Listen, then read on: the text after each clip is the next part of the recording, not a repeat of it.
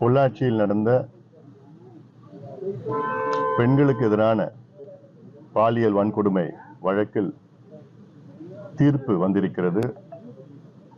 இந்த தீர்ப்பில் 9 பேரும் குற்றவாளிகள் என்றும் அவர்களுக்கு சாகும் வரை சிறை தண்டனை என்ற ஒரு தீர்ப்பு வந்திருக்கிறது.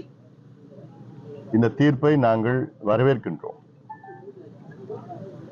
ஒரே ஒரு வருத்தம், இந்த தீர்ப்பு வருவதற்கு நீண்ட காலம் 6 ஆண்டுகள் ஆனது. இன்னும் விரைவில் இதே போன்ற ஒரு தீர்ப்பு வந்திருந்தால் நன்றாக இருந்திருக்கும். காரணம், எத்தனையோ பெண்கள் பாதிக்கப்பட்டார்கள். ஆனால் ஒரு சிலர் தான் முன் வந்தார்கள்.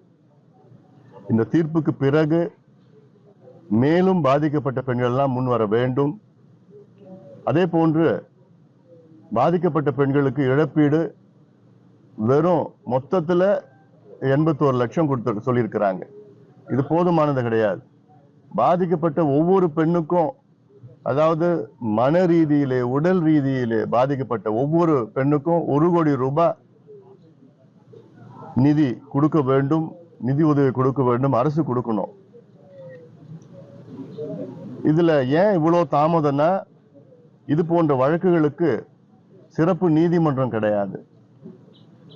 இத உயர்நீதிமன்றம் சொல்லி இந்த வழக்கு சிறப்பு நீதிமன்றம் உருவாக்கி பிறகு சிபிஐ அரசு தரப்பெல்லாம் வழக்காடினார்கள்.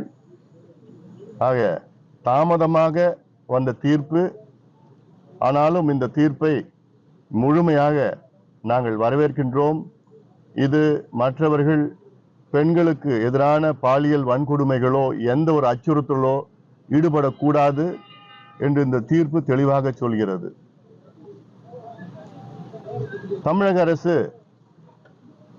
இன்னும் கடுமையான சட்டங்களை பெண்களை பாதிக்கின்ற, அதாவது பெண்களுக்கு பாதுகாப்பான கடுமையான சட்டங்களை கொண்டு வர வேண்டும் என்று